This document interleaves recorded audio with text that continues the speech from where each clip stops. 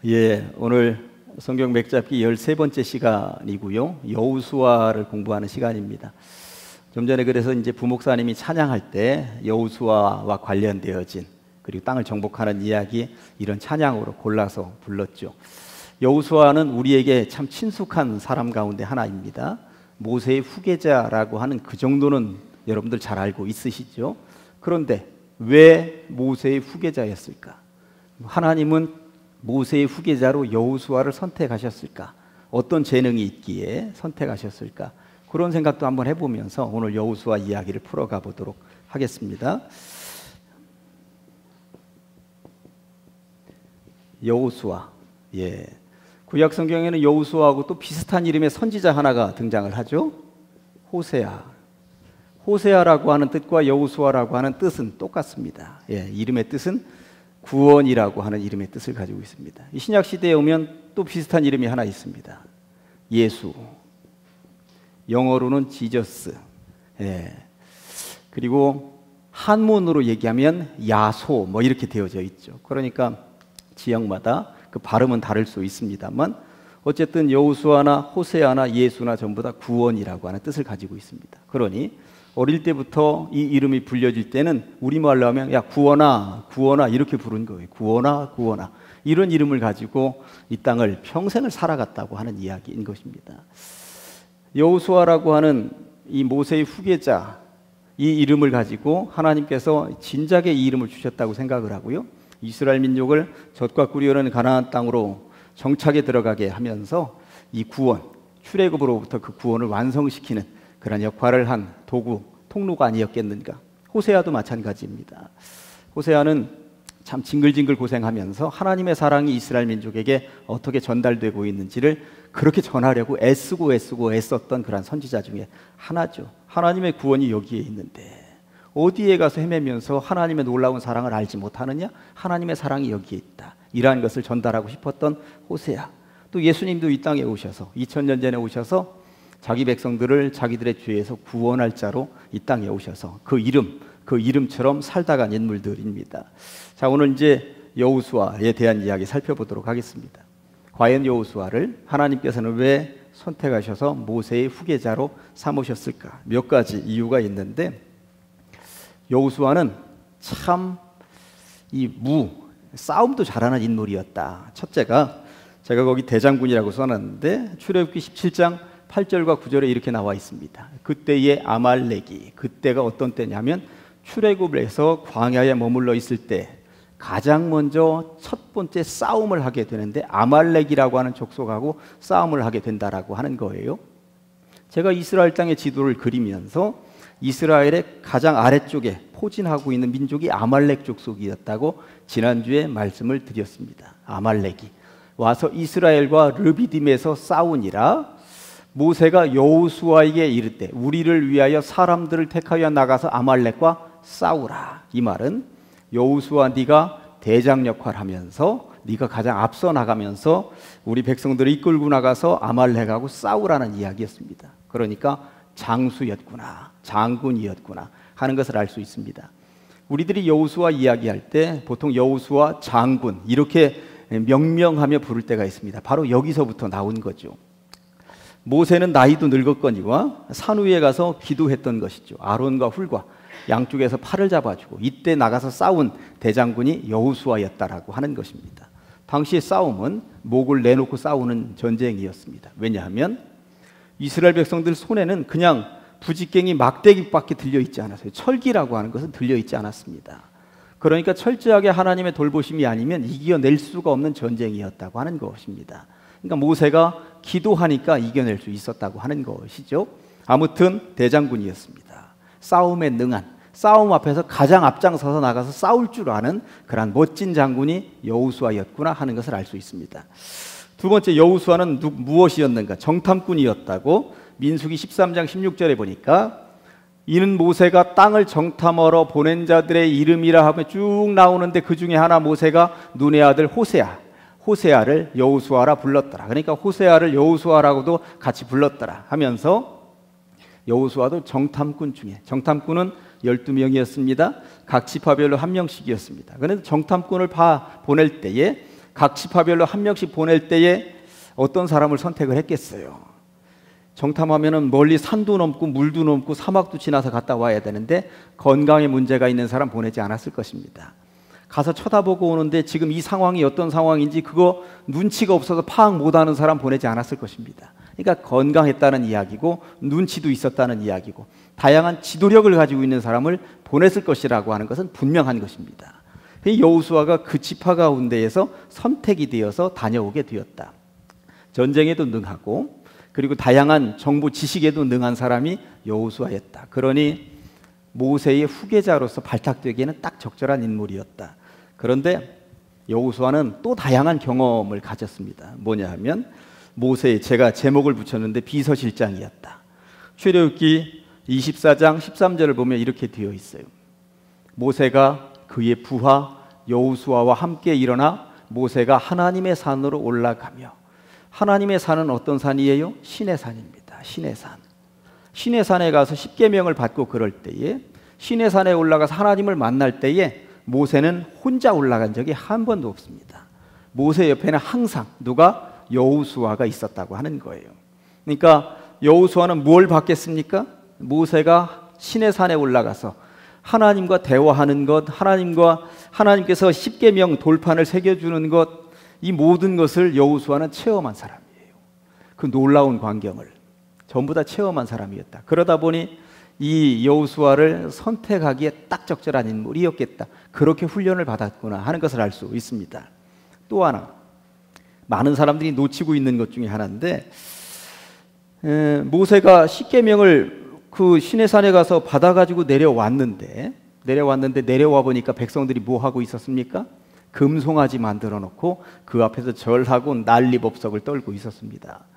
모세가 산에 올라간 지 40일이나 지나도록 안 내려오니까, 요즘은 뭐 스마트폰도 있고 연락체계가 있습니다만 그 당시만 해도 산 꼭대기까지 연락체계가 안 되어 있고 산에는 하나님이 임재하신다고 그러니까 괜히 올라갔다가 죽을지도 모른다는 생각에 정탐꾼, 뭐 정보병 보낼 생각도 하지 않고 그냥 무작정 기다리다가 하루 이틀 열흘 20일 기다리다가 안 내려오니까 모두가 금 가지고 와라 해서 금송아지 만들어 놓고 그 앞에 절하는 일들이 발생을 했던 것이죠. 모세가 내려와 보니까 기가 막힌 거 아닙니까? 그때 하나님께서 이 민족 내가 애굽 땅에서 끄집어낸 거 참 후회스럽다. 이거 이 민족 다 멸해야 되겠다. 새로 시작해야 되겠다. 이럴 즈음에 모세가 눈물로 기도한 것 아닙니까? 생명책에서 내 이름을 제해주는 한이 있더라도 이 민족 그러시면 안 됩니다. 살려주십시오 하고 펄쩍펄쩍 뛰면서 기도하는 거죠. 그러면서 이들 모든 진영, 이스라엘 백성들이 머물고 있는 진영 바깥에 회막 하나를 딱 지어놓고 여기에, 자, 그 장면이 출애굽기 33장 11절입니다. 사람이 자기의 친구와 이야기함 같이 여호와께서는 모세와 대면하여 말씀하시며, 그렇게 이쪽 따로 동떨어진 곳에서 모세가 하나님하고 대면하면서 대화 나누고 기도하는 것 응답받고 그럴 즈음에 모세는 모세는 기도가 끝나고 이 진으로 다시 돌아오나 눈의 아들 젊은 수종자 여호수아는 회막을 떠나지 아니하느니라. 따라갔어야지. 여호수아 들어가면 옳았구나 하고 따라가야죠. 저도 이곳에 담임 목사입니다만 제가 어떨 때 기도 오래 하고 있으면 부교역자들은 저 양반 일어나야 나도 가는데 그러고 있을 때가 있거든요. 예, 그렇잖아요. 담임 목사가 안 가면 부교역자들 못 가는 거예요. 어디 회의하고 있으면 부교역자들은 아니 오늘따라 왜 이렇게 회의가 안 끝나? 우리 빨리 가야 되는데 이러고 있을 수 있거든요. 그러니까 이 부라고 하는 것은 우리의 꼭대기 대장하기 나름이에요. 어떻게 하느냐에 따라서. 여기 머물러 있다가 이쪽으로 돌아가면 사실 수행하고 여기로 와야 되는 거거든요. 그런데 이 행간을 읽어보니까 모세는 돌아갔지만 여호수아는 저는 조금 더 남아서 기도하겠습니다. 이랬던 것이 아니겠는가 하는 생각이 들었습니다. 제가 몇 년 전에 이 부분을 가지고 설교하면서 그런 이야기를 했었던 적이 있습니다. 그때가 금요 심야기도였었던 것 같은데 오늘은 다른 때보다 여호수아처럼 조금만 더 남아서 3분이든 5분이든 다른 때보다 차라리 1분이라도 다른 때보다 조금만 더 남아서 여호수아 척이라도 한번 해보면 어떨까요? 하는 이야기. 이러한 모습이 여호수아를 여호수아 되게 하고 모세의 후계자 되도록 했던 것은 아니겠는가 하는 생각이 드는 거예요.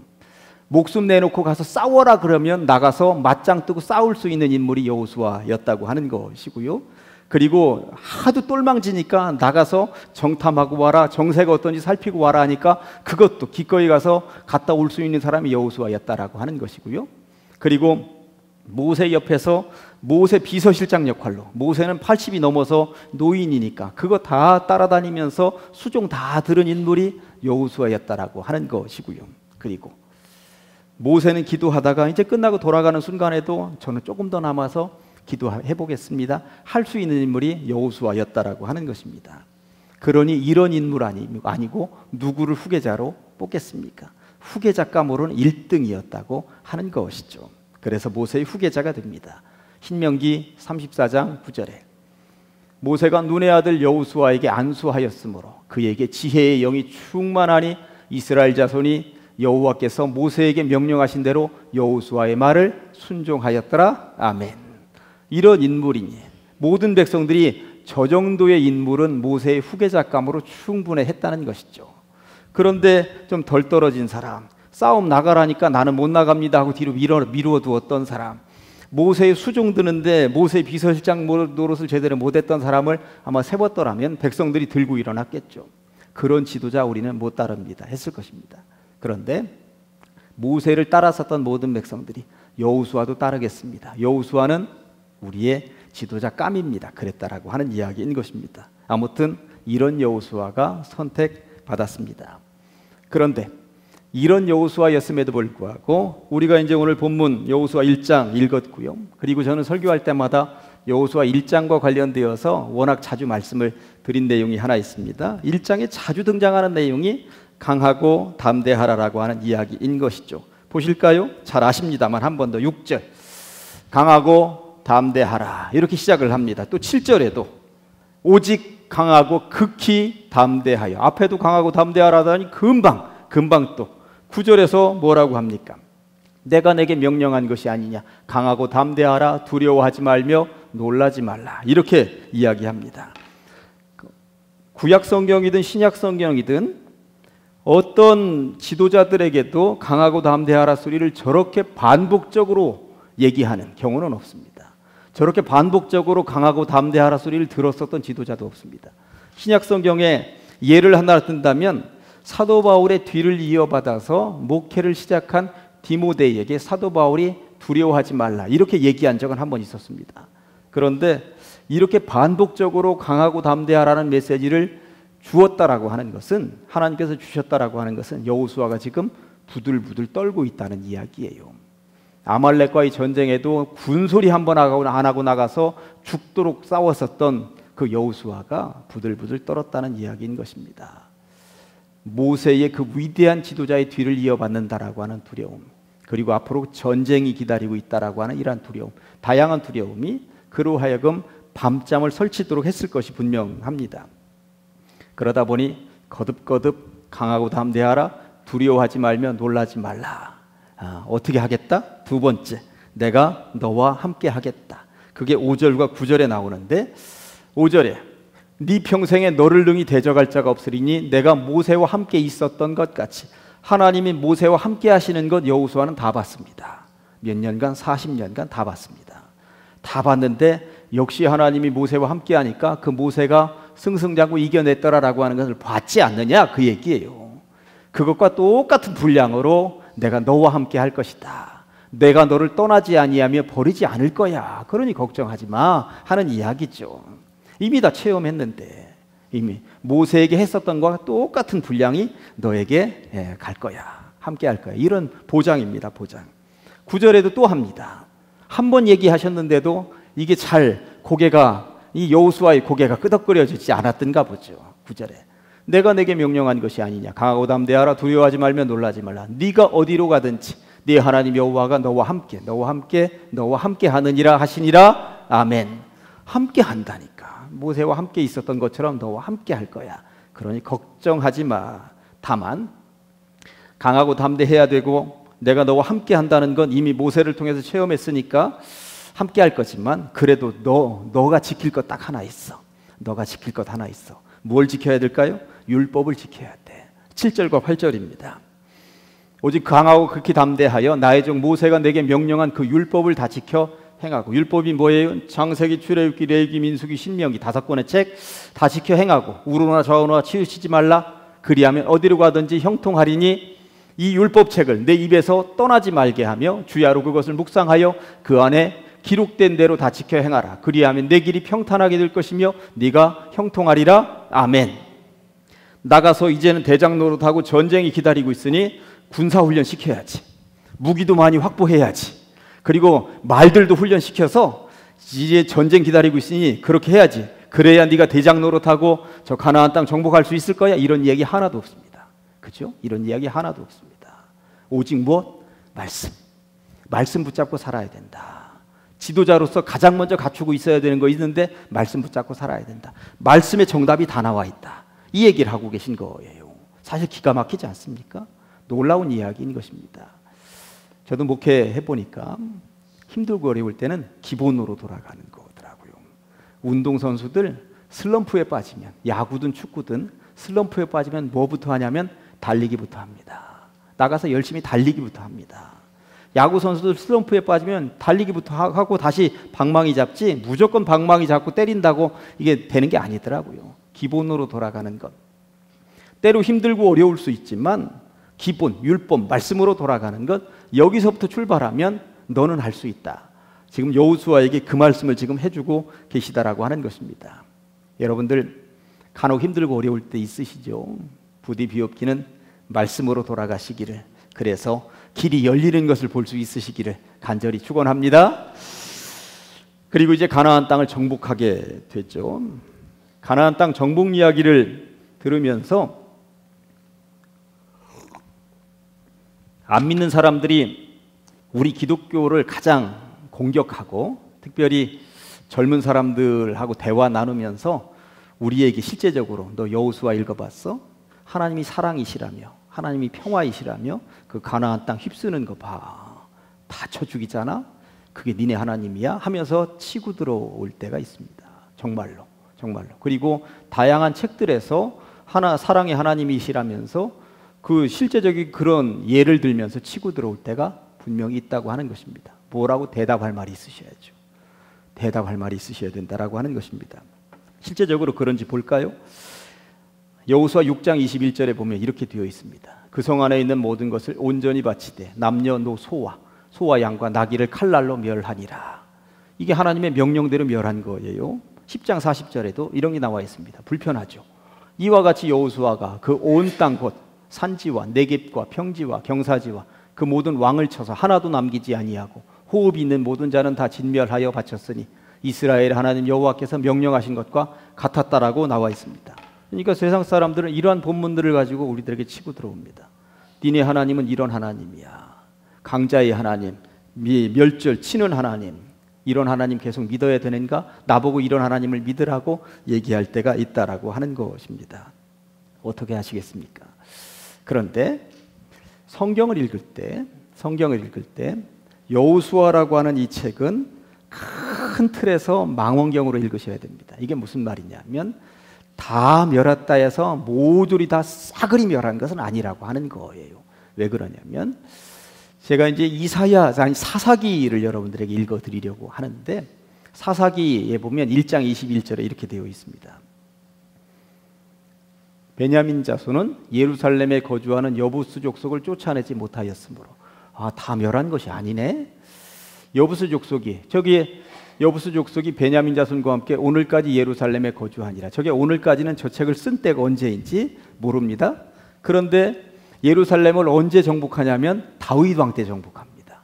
그러니까 수백 년 저게 정복하지 못하고 내려오는 거예요. 또 몇 절을 더 볼까요? 27절부터를 보면 이렇게 되어 있습니다.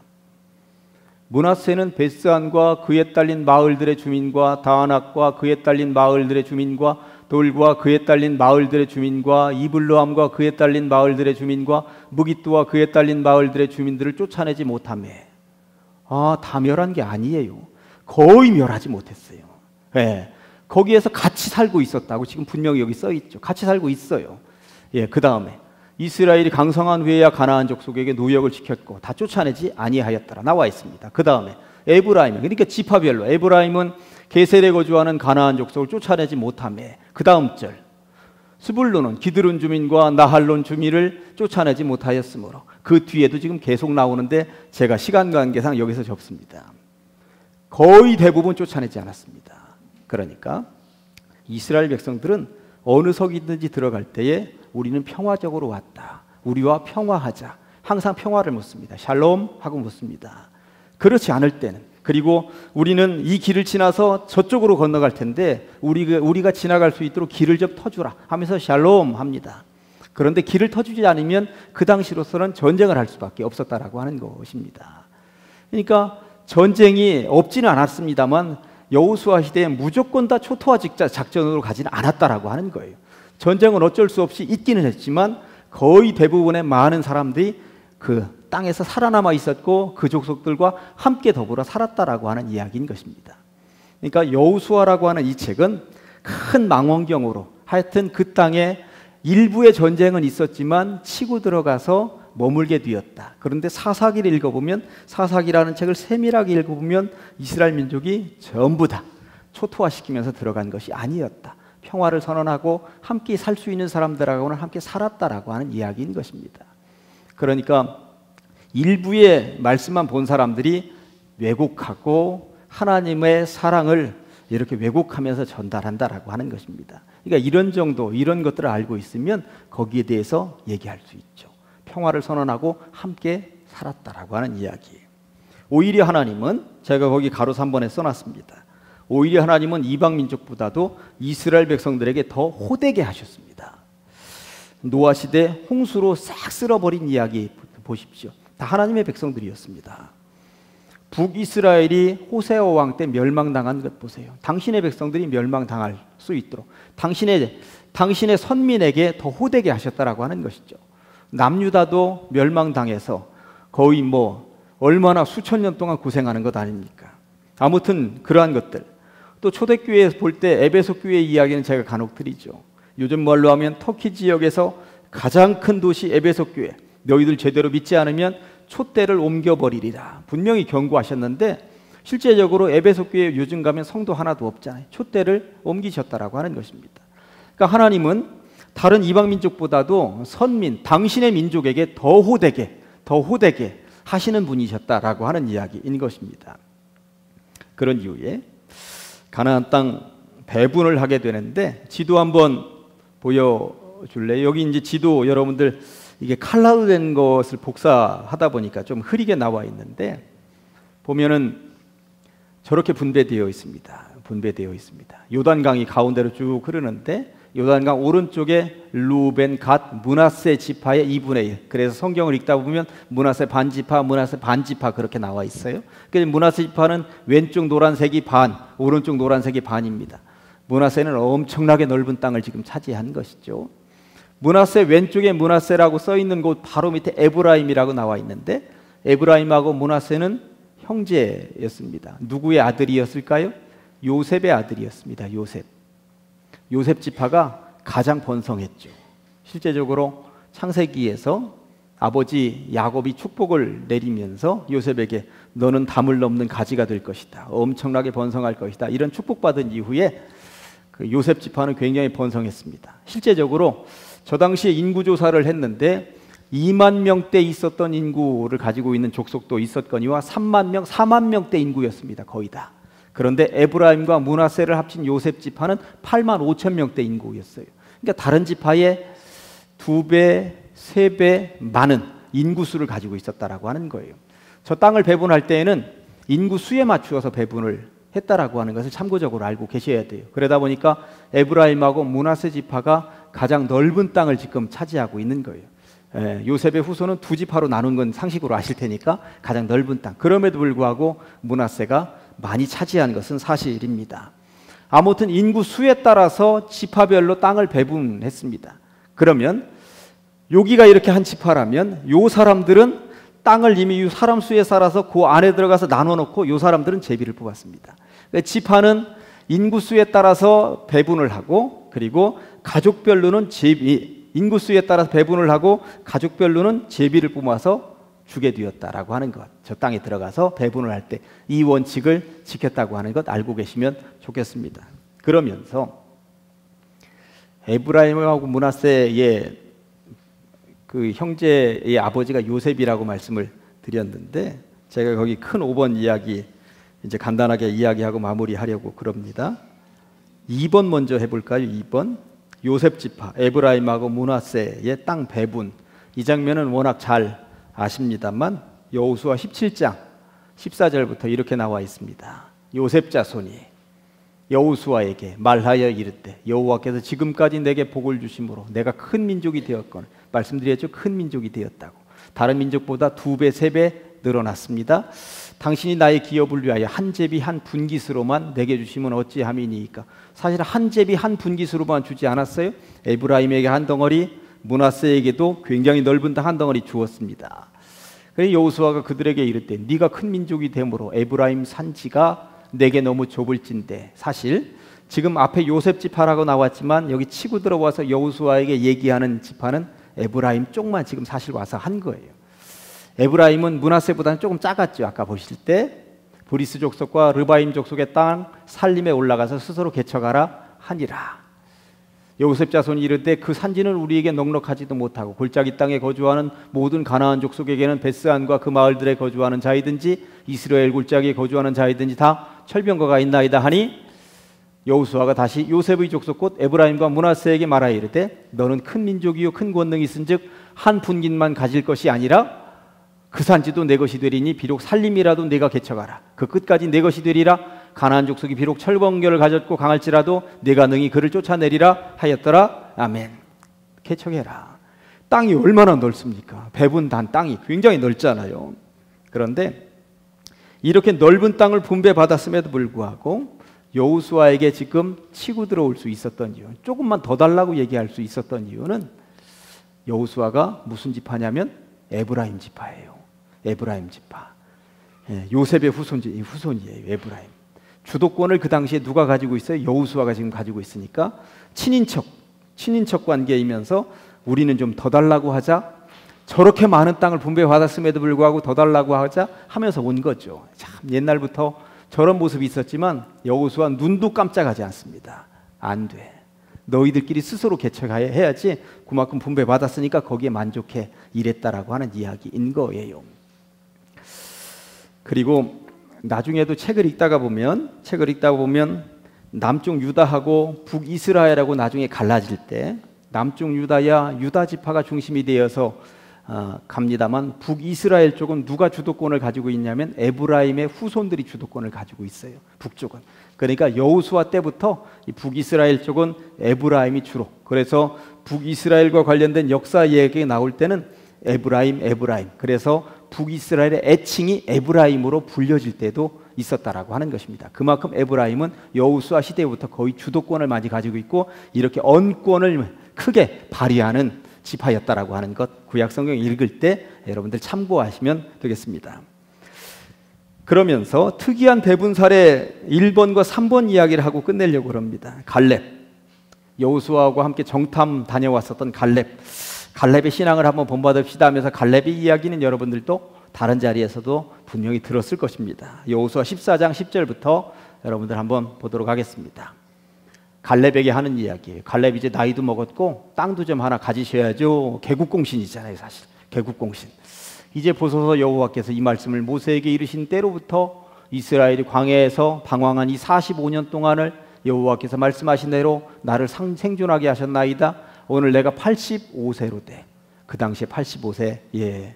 모세가 나를 보내던 날과 같이 오늘도 내가 여전히 강건하니 내 힘이 그때나 지금이나 같아서 싸움에나 출입에 감당할 수 있으니. 갈렙의 이야기예요. 그날에 여호와께서 말씀하시 이 산지를 지금 내게 주소서. 이 평지가 아니라 산지를 내게 주소서. 그곳에는 아낙 사람이 있고 아낙은 거인들 족속이에요. 그 성읍들은 크고 견고할지라도 여호와께서 나와 함께 하시면 내가 여호와께서 말씀하신 대로 그들을 쫓아내리이다 하니, 여호수아가 여분네의 아들 갈렙을 위하여 축복하고 헤브론을 그에게 주어 기업을 삼게 하매. 여기까지. 하여튼 갈렙은 산지 달라고 얘기한다는 거예요. 개국공신이 굉장히 좋은 땅을 달라고 얘기해도 되는데 그냥 산지 달라고 얘기한다라고 하는 거였습니다. 그러면 또 다른 개국공신, 이제 대장 노릇, 왕 노릇 하고 있는 여호수아는 무엇을 달라고 하는가? 여호수아 19장 49절 50절 보니까 이렇게 되어 있어요. 이스라엘 자손이 그들의 경계를 따라서 기업의 땅 나누기를 마치고 이제 다 배분했습니다. 그런 다음에 자기들 중에서 눈의 아들 여호수아에게 기업을 주었으니 대장 여호수아에게 주었는데 곧 여호와의 명령대로 여호수아가 요구한 성읍 에브라임 산지 딥낫세라를 주매. 산지, 평지가 아니라 산지. 이러한 것들이 참 중요한 거라고 생각을 합니다. 지도자는 역시 지도자구나. 험난한 곳 우리에게 주십시오. 백성들에게는 평지 주십시오. 비옥한 땅 주십시오. 우리는 산지 가지겠습니다. 여호수아와 갈렙은 그래서 칭송받기에 충분한 조건을 가지고 있는 인물들이겠구나 하는 것을 알 수가 있는 것 아니겠습니까? 아무튼 여호수아 이야기 보았습니다. 모세의 후계자가 되기에 충분 조건을 가지고 있었던 인물이었는데 그의 인생은 보면 참 대단했구나. 그리고 마지막 순간까지 참 멋진 인생을 살았구나 하는 것을 알 수 있습니다. 오늘은 얘기하지 않았습니다만 여호수아는 죽어가면서 마지막 유언 남기는 것들은 어떻습니까? 여호와, 오직 여호와만을 섬기라. 어떻게 할래? 여호와만 섬기지 않겠니? 하는 그러한 유언을 남기고 떠나갔던 것이죠. 아무튼 여호수아가 목회가 아니라 지도자 시작할 때에 내가 너와 함께 하겠다 하나님께서 약속해 주셨는데 그 약속이 그대로 준행이 되었고 여호수아는 그 말씀 붙잡고 평생을 살면서 마지막 순간까지도 참 멋진 인생을 살았구나 하는 것을 알 수 있습니다. 오늘의 말씀 여호수아 1장 7절 말씀으로 선택을 해보았습니다. 같이 한번 두 번 하실까요? 시작. 오직 강하고 극히 담대하여 나의 종 모세가 내게 명령한 그 율법을 다 지켜 행하고 우로나 좌로나 치우치지 말라. 그리하면 어디로 가든지 형통하리니 오직 강하고 극히 담대하여 나의 종 모세가 내게 명령한 그 율법을 다 지켜 행하고 우로나 좌로나 치우치지 말라. 그리하면 어디로 가든지 형통하리니. 아멘. 기도하십니다. 하나님 아버지 감사합니다. 이 밤에 우리를 불러 주시옵시고 성경 맥잡기 여호수아를 통하여 은혜 받고 힘없게 하시니 감사합니다. 모세의 후계자가 되어서 두려움에 휩싸여 있었겠습니다만 하나님께서 함께 해주시겠다고 약속하시면서 강하고 담대하라고 율법 말씀 붙잡고 살아보라고 하셨던 말씀을 준행하면서 살았었던 여호수아가 우리들에게 큰 교훈이 오니 하나님 여호수아 본받아 살아가는 주의 백성들 다 되게 하여 주시옵소서. 예수님의 이름으로 기도합니다.